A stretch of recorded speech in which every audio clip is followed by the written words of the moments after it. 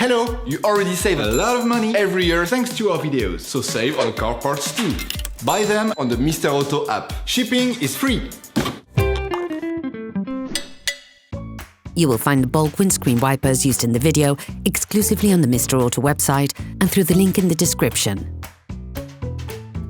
Turn your engine off and pull up the handbrake. Lift the wiper blade arm up. To remove the blade, lift the holding tab using a screwdriver, then slide the blade downwards to remove it. Take the new blade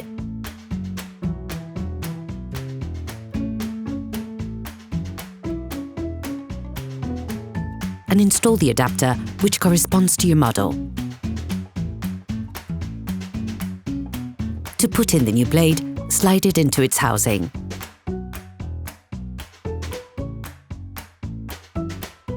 Put the blade back onto the windscreen. Lift the wiper blade arm up. Incline the blade to 45 degrees. With your thumbs, apply pressure to unclip the rubber wiper. Take the new blade. To put the new one in place, clip the blade into its housing. Place the arm back onto the windscreen. Operation completed. Please support us.